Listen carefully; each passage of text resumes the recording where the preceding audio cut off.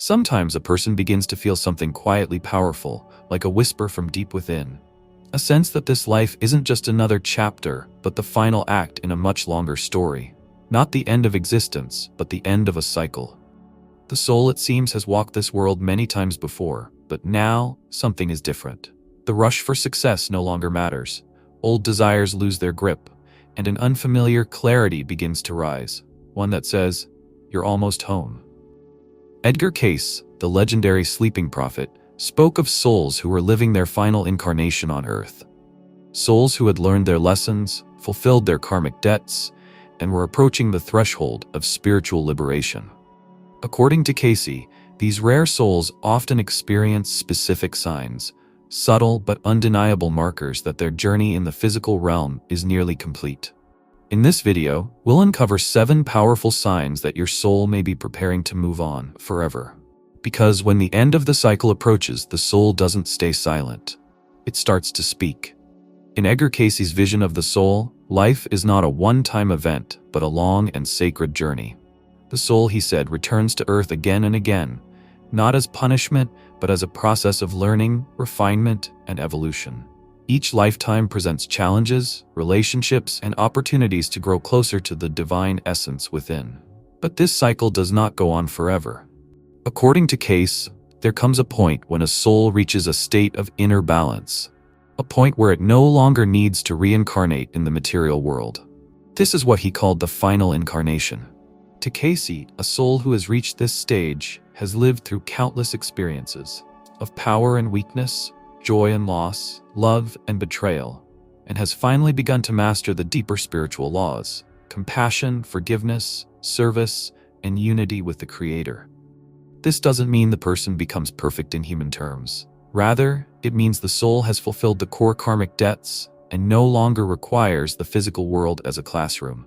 The lessons of the earth have been absorbed. But here's the mystery.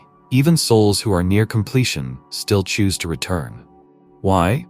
Cayce explained that some of them come back, not because they must, but because they choose to. They are drawn by compassion. These are the souls who return to help others, to guide, to serve, and to finish one final lesson, often not for themselves, but for someone they love. Cayce referred to them as old souls, and said their presence in the world is a sign that humanity is in need. He also emphasized that the final incarnation is not about escape, it's about readiness. The soul doesn't flee Earth because it's tired. It departs because its purpose here has been fulfilled. It has come full circle. These souls often feel a deep sense of inner stillness, as if some hidden part of them already knows, "I've done this before. I've played every role. Now I am here for a different reason." Interestingly, Cayce described how some souls in their last cycle experience a unique form of spiritual loneliness, not because they are lost, but because they remember. They carry within them subtle memories of other lifetimes, old connections, and ancient wisdom. Earth feels both familiar and distant. These individuals may be drawn to spiritual study from a young age, feel detached from material ambition, and seek truth with quiet intensity. The idea of a last life may sound dramatic, but Cayce never used it to elevate one soul over another. To him, it was simply a phase, a threshold where the soul prepares to move on to higher realms of service and understanding beyond the physical dimension. It was a time of deep reflection, completion, and above all, humility. Understanding this concept isn't about rushing to escape life. It's about recognizing when the soul is moving into its final role here. A soul nearing the end of its earthly journey doesn't ask, "What can I get from life?" but "What can I give before I go?" And that shift, Cayce said, is the clearest sign that the journey home has already begun. One of the first and most telling signs that a soul may be nearing the end of its incarnational journey is the quiet, persistent sense of being an old soul. It's not about age or intellect, it's a deep inner knowing. People who carry this feeling often describe a strange familiarity with life itself, as if they've already lived it many times over. From a young age, they may feel older than their peers, more introspective, more attuned to things beyond the surface. They're not easily impressed by fame, power, or wealth. Instead, they're drawn to meaning, depth, and truth. According to Edgar Cayce, such people are not imagining it. Their souls have indeed returned again and again, walking many paths, playing many roles, learning what needed to be learned. And now, at the edge of completion, the excitement of the world begins to fade. They no longer crave attention or competition. They may succeed in life, but they don't chase success.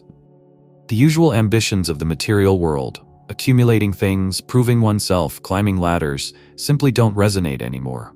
Instead, there is a quiet yearning, not for more, but for less. Less noise, less illusion, less distraction. These individuals often seek simplicity, truth, peace, and spiritual connection. They feel a pull not toward doing, but toward being. This isn't laziness or indifference. It's a soulful fatigue that doesn't touch the body, but lives deep in the heart. Cayce described it as a sacred weariness, a knowing that this isn't the first time, and that perhaps it may be the last. Another hallmark is emotional detachment from social roles. People in their final life cycle often report feeling like observers rather than participants. They go to work, care for family, do what's needed, but deep down, they feel slightly out of sync with the modern world. They may struggle to understand the obsession with fame, conflict, or material gain. It all feels old, as if they've played that game before and now see through it. This detachment can sometimes be mistaken for depression, but it isn't rooted in despair. It's rooted in clarity. These souls are not lost, they're done. Not in a negative way, but in a completed sense. Their soul knows that there's nothing left to prove or possess. What matters now is finishing well, releasing attachments, healing wounds, offering love, and preparing to move beyond. Cayce emphasized that this kind of inner exhaustion is not a weakness, it's a signal. The soul is drawing inward, focusing less on the external and more on integration. The person may find themselves reviewing their life, questioning old patterns, or feeling the need to forgive long-held grievances, not out of obligation, but because the soul no longer wants to carry any weight forward. This is not the end of life, but it may be the end of the cycle. And when someone begins to feel that they are finished with this world, not out of hopelessness, but with calm understanding, it may be the soul's way of saying, "You've done enough. Let's go home." Another powerful sign that a soul is nearing the end of its incarnational journey is a profound and quiet need to serve, not for recognition or validation, but because something deep within simply can't do otherwise. Edgar Cayce described this impulse as the soul's natural orientation when nearing completion. It no longer seeks personal gain or spiritual superiority. Instead, it moves through the world as a helper, a healer, a silent companion to suffering. These people often find themselves drawn to roles of support, caregiving, teaching, listening, guiding, not because they were taught to care, but because they cannot turn away. This desire to serve isn't rooted in ego. It doesn't shout or demand credit. It's subtle, often invisible. It may appear in simple acts, staying up late with someone in pain, giving time or energy without expecting return, feeling a stranger's grief as if it were your own. Cayce taught that these are marks of a soul that remembers the suffering it once caused or witnessed, and now seeks to balance it with love. The soul, in its final lifetimes, tries to heal all it has touched, not out of guilt, but from a higher form of integrity. Alongside this calling to serve is something even more mysterious, an intuitive resonance with spiritual truth. People in their last life cycle often just know certain things, without reading, without training, without explanation. They may suddenly grasp the concept of karma, feel the presence of divine order, or understand the unity of all life without being told. Cayce believed this was not accidental. These souls have studied, practiced, suffered, and awakened over many lives. And now, in this final stage, the wisdom they've collected begins to rise naturally to the surface. This resonance isn't always explainable in words. It's a deep recognition. When they hear truth, their heart confirms it before their mind does. They may feel peace in ancient teachings, tears while reading something simple, or a sense of déjà vu in sacred places. Spiritual truths don't surprise them. They remind them. But perhaps the most curious sign is what Cayce referred to as spiritual repetition. People approaching the end of their cycle often find themselves in recurring life situations, different faces, different details, but the same test. Over and over, they are given the chance to make a specific choice. It may be the challenge to forgive, the call to speak truth, the temptation to dominate or surrender. The pattern returns not as punishment, but as a final opportunity. It's as if the soul is being asked, have you truly learned this lesson? These cycles can be emotionally intense and strangely familiar. The person may think, why does this keep happening to me?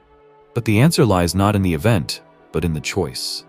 Cayce believed that when a soul finally makes the right decision, not the easy one, but the one aligned with love, humility, and truth, the loop breaks and the door opens. These signs, service without ego, deep spiritual knowing, and repeating soul tests, are not coincidences. They are echoes from the end of the road. The soul is not being tested to be punished, but to be released. One final act of love, one final choice of light over fear, may be all that remains before the soul steps into freedom. There is a quiet shift that happens inside some people, not brought on by crisis or fear, but by a deep, wordless acceptance. They stop being afraid of death, not in a reckless or numb way, but in a way that feels peaceful, almost familiar. According to Edgar Cayce, this is one of the clearest signs that a soul is reaching the end of its reincarnation cycle. These individuals no longer see death as a wall, they feel it as a doorway. And beyond that doorway, something inside them whispers, home. People in this stage often describe a sense that they've already lived through everything important, not in a way that dismisses life, but in a way that honors it. They may say, I feel like I've seen it all, or I'm not afraid to go. This isn't depression. It's not hopelessness. It's a spiritual maturity that comes when the soul remembers more than the mind ever could. Cayce believed that as the cycle of incarnations comes to a close, the soul begins to loosen its attachment to the physical world. It still loves life, but from a different place. There's less clinging, less striving, less need to control. These individuals may be deeply compassionate, but they also understand that suffering and joy are both part of the journey, and neither needs to be resisted. One of the most striking signs Cayce pointed to was the presence of specific dreams and visions. People nearing the end of their cycle often report dreams in which they are leaving the earth, ascending, or being welcomed by radiant beings.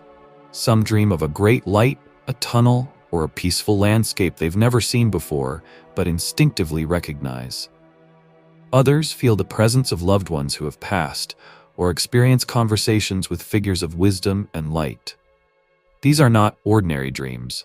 They are glimpses, Cayce said, of the soul preparing for what's next. There's also a strong feeling that this world is not my home. These individuals may feel out of place in material society, uncomfortable in large crowds or artificial environments, and most at peace in nature, silence, or solitude. They are not escaping reality, they are remembering a deeper one. Many find themselves pulled toward spiritual practices, not for salvation, but for connection. They don't seek to escape death, but to understand it. Cayce was clear. This gentle relationship with death is not a rejection of life. On the contrary, these souls often live with greater presence and care. But they no longer live in fear. They know that death is not an end, it's a return to the source, the light, the origin from which they came. And because they feel that truth, they carry a kind of quiet readiness. When someone begins to speak of life as a complete experience, when they dream of going home, when they stop fearing the unknown, that is not despair. That is wisdom. It may be the soul's way of saying, the journey has been long, the lessons have been deep, and now it's almost time to go. Recognizing that you might be in your final life cycle isn't a reason to stop living. In fact, according to Edgar Cayce, it's a call to begin living more fully than ever before, but from a place of deep awareness. The end of the cycle is not a conclusion, it's a threshold. It's not about escape or detachment from the world, but about engagement with it through the lens of love, clarity, and completion. Cayce taught that the soul's purpose is not merely to exist, but to awaken, to remember its divine origin, to forgive what once seemed unforgivable, to release attachments that no longer serve, and most importantly, to give, to contribute, to heal, to uplift. If you've seen these signs within yourself, the weariness, the intuitive knowing, the draw to serve, the calm before death, it means you're not done. It means your final steps on this path may be your most meaningful. So what do you do with this awareness? First, you live with intention. You stop going through the motions. You look at your life, your relationships, your choices, your fears, and ask what still needs to be healed. You don't seek perfection, you seek peace. Cayce emphasized the power of forgiveness, not just toward others, but toward yourself. Souls in their last incarnation often carry the weight of many lives, and the final act is often one of release, letting go of old blame, shame, or regret. Second, you give, not because you owe it, but because it's who you are now. Service becomes your language, compassion your instinct. You may find that your greatest joy comes not from achievement, but from helping others rise. That's not a detour from your path. It is your path. Third, you trust. When challenges come, you see them not as punishments, but as final teachings. When love appears, you receive it fully, knowing it is part of your soul's return to wholeness. When death approaches, yours or another's, you meet it not with fear, but with reverence. The unknown is no longer terrifying, it is sacred. Edgar Cayce reminded us that knowing we are near the end of the cycle is not about ego, it's about responsibility. You are carrying the light of many lifetimes, and in these last steps, you are meant to shine it clearly, humbly, and freely. You are not here to run, you are here to remember. So if you feel the signs, if life has grown quiet inside you, if your soul pulls you toward the eternal, if the world feels both beautiful and strangely distant, know that you are not lost, you are arriving. And this final walk is not a goodbye, it's the way home. Do you believe in the rebirth of souls? Write in the comments. Dear friends, if you liked this video, please like it and don't forget to subscribe to the channel. See you soon.